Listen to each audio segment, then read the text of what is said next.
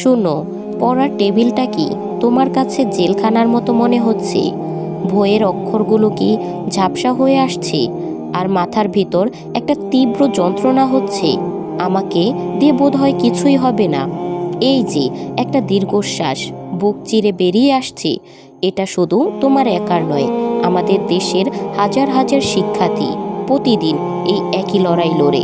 বাস্তবতা হলো, আমরা সবাই সফল হতে চাই, কিন্তু মনোযোগের ওই লোহার শিকলটা ভাঙতে পারি না। আজ আমি তোমার সাথে কোনো বড় বড় তাত্ত্বিক কথা বলতে আসিনি। আজ আমি তোমার সেই বন্ধুর মতো কথা বলবো, যে তোমার মনের ভেতরের ক্ষতগুলোকে চিনে।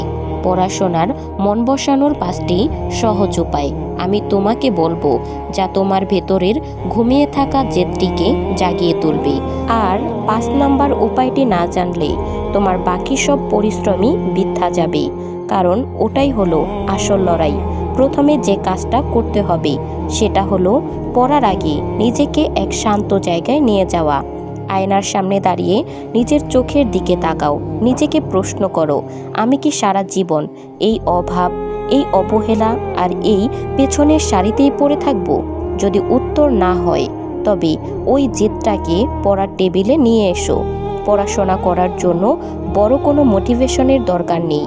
তোমার পরিবারের অভাব আর তোমার বাবা মায়ের মলিন মুখটাই তোমার জন্য সবচেয়ে বড় মোটিভেশন হওয়া উচিত। ওপরওয়ালা তোমাকে মেধা দিয়েছেন, কিন্তু সেই মেধাকে ঘষে মেজে উজ্জ্বল করার দায়িত্ব তোমার। পড়ার আগে 5 মিনিট চোখ বন্ধ করে সেই দিনটার কথা ভাবো, যেদিন তোমার সাফল্যের কথা শুনে তোমার মায়ের চোখে আনন্দের জল আসবে। সেই আবেগটিকে পুঁজি করে বই খোলো, দেখবে মন আর এদিক সেদিক পালাবে না। দ্বিতীয় উপায়টি হলো তোমার হাতের ওই ক্ষুদ্র দানবটা, তোমার স্মার্টফোন। আমরা ভাবি মাত্র কয়েক সেকেন্ডের জন্য একটা মেসেজ দেখব, কিন্তু বাস্তবতা হলো ওই একটা নোটিফিকেশন তোমার মনোযোগের সুতোটা ছিঁড়ে দেয়। একবার সুতো ছিঁড়ে গেলে সেটা জোড়া লাগানো অনেক বেশি কঠিন।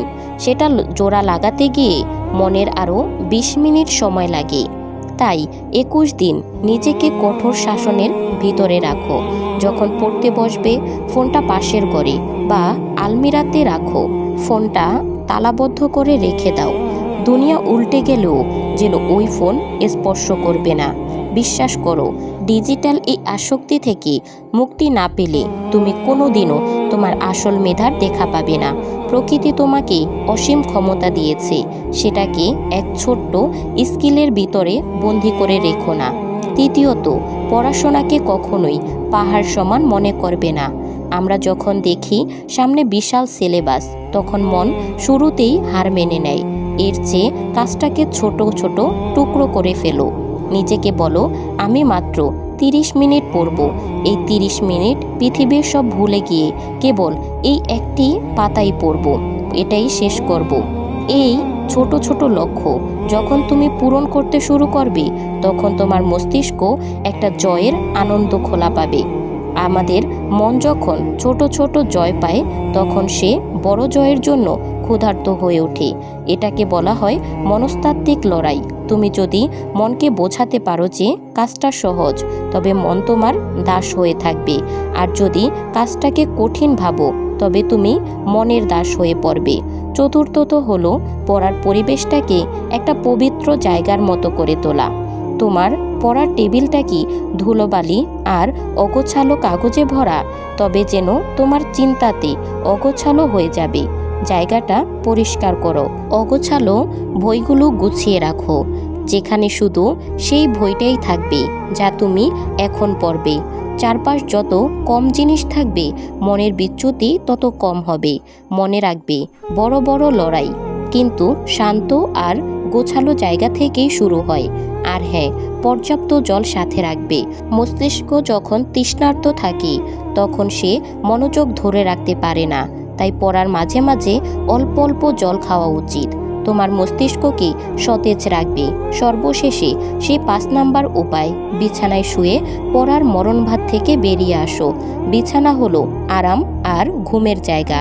যখন তুমি বিছানায় শুয়ে বই পড়ো, তোমার অবচেতন মন ভাবতে থাকে যে এখন বিশ্রামের সময়। ফলে তোমার অজান্তেই তোমার চোখের পাতা ভারী হয়ে আসে, মনোযোগ চলে যায় আলস্যের দিকে। মেরুদণ্ড সোজা করে চেয়ারে বসো। তোমার শরীরের ভঙ্গি বা পশ্চার তোমার মনকে একটা সংকেত পাঠায় যে তুমি এখন কোনো গুরুত্বপূর্ণ মিশনে আছো। লড়াইটা সহজ নয়, কিন্তু তুমি যদি শক্ত হয়ে বসতে পারো তবে অর্ধেক জয় এখানেই হয়ে যাবে। আলস্য হলো সফলতার সবচেয়ে বড় দেয়াল। এই দেয়ালটাকে তোমাকে ভাঙতেই হবে। পড়াশোনাকে শান্তি মনে করো না, একে ভাগ্য বদলানোর চাবিকাঠি মনে করো। আজকে যখন তোমার বন্ধুরা আড্ডা দিচ্ছে বা সোশ্যাল মিডিয়ায় সময় নষ্ট করছে, তখন তোমার এই এলাহি মন, এলাহি যুদ্ধ তোমাকে তাদের থেকে বহুগুণ এড়িয়ে দিচ্ছে। মেনে নাও যে শুরুতে একটু কষ্ট হবে, মন বারবার বিদ্রোহ করবে, কিন্তু তুমি তো সাধারণ কেউ নও। তোমার ভেতরে সেই বিধাতার দেওয়া অমিত তেজ আছে। নিজের ওপর বিশ্বাস রাখো যে তুমি পারবে। একদিন যখন এই পরিশ্রমের ফল তোমার হাতে আসবে, তখন আজকের এই ত্যাগের কথা মনে করে তোমার ঠোঁটে একটা তৃপ্তির হাসি ফুটবে। সেই তৃপ্তির জন্য তুমি আজ একটু কষ্ট করে যাও। এখন তোমার পালা। অনেক সময় হয়েছে, অনেক অজুহাত দিয়েছো, অনেক তো হলো পিছিয়ে আসা। যদি সত্যি তুমি আজ থেকে নিজের ভাগ্য বদলাতে চাও, তবে কমেন্টে লিখে যাও, আমি আজ থেকেই শুরু করব।